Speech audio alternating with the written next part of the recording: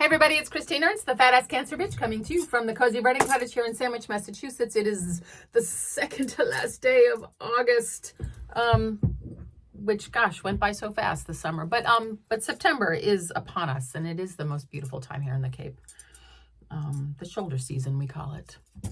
And next week we get a new butt, so that's something to look forward to.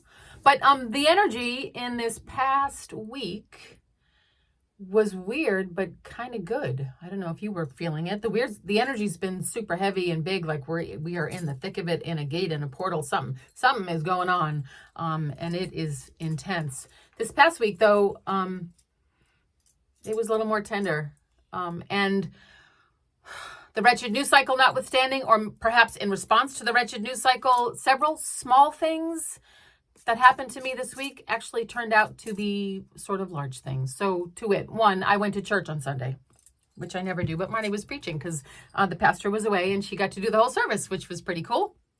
My friend Christopher came, and during the part of the service where folks stand up and say nice things about each other, which totally didn't happen at any Catholic mass that I ever went to as a child, but it totally should have. Stand up and say nice things about each other. What a notion.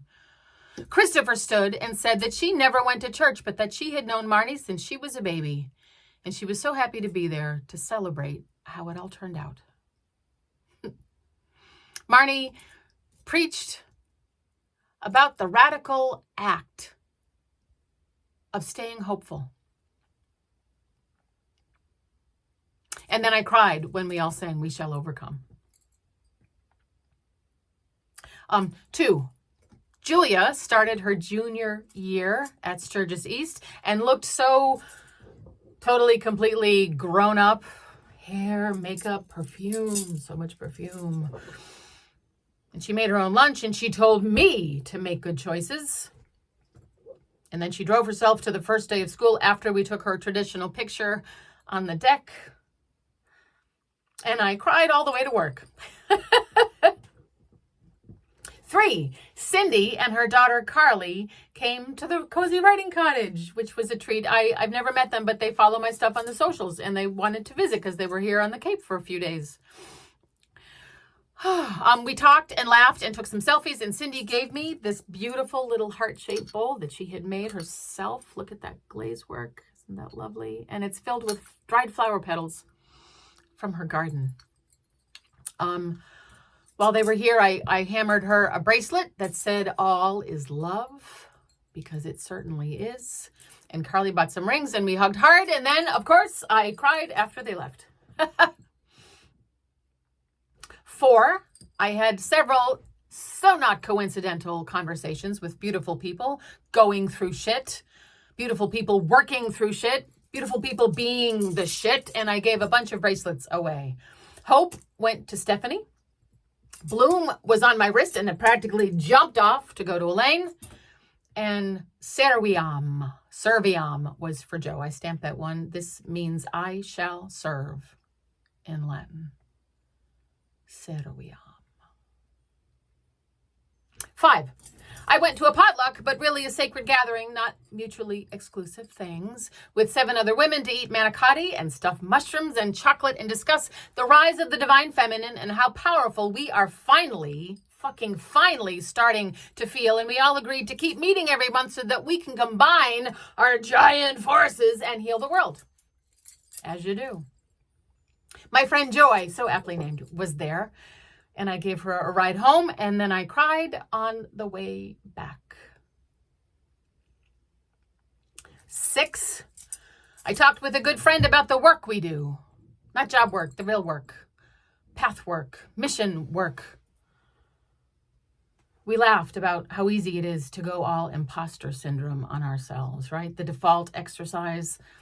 The slippery slope of ego trips us up every time, but then the through line emerges out of the hot mess, the not mess, like a golden thread, a compass, a messy map of detours and dead ends and long hauls and small wins and fine breakthroughs, a tangled timeline that still pulls us, hauls us forward, or maybe pushes us even toward destiny, toward fate, which sounds very lofty, but it is lofty. Am I an asshole? Am I a genius? I am both all the time. We sat in the sunshine and discussed a plan to save democracy. Like you do. And surprise, I cried in the car thinking about it all last night on the way home.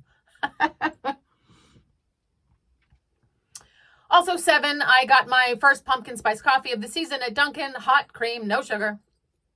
It was delicious, but I did not cry.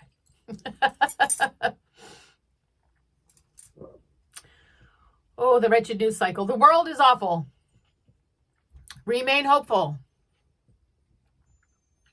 Make good choices, or make good choices, which is what I yell to Julia every day she goes off to school. Make good choices. All is love. If you need a bracelet saying that, write to me and I'll send you one. Hug hard if you're a hugger.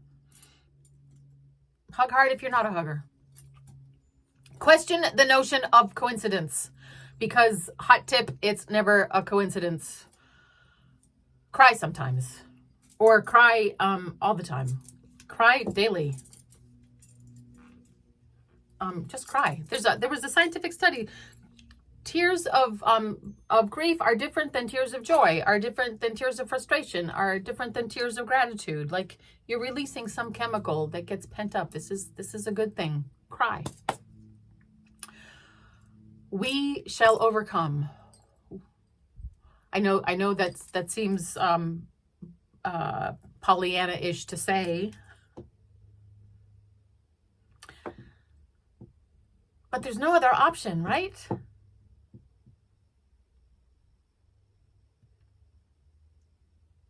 We shall overcome. The wrong shall fail, the right prevail.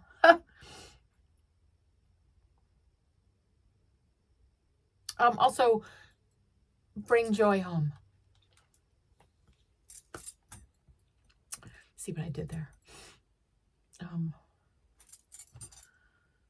Bring joy home. Put joy in your house.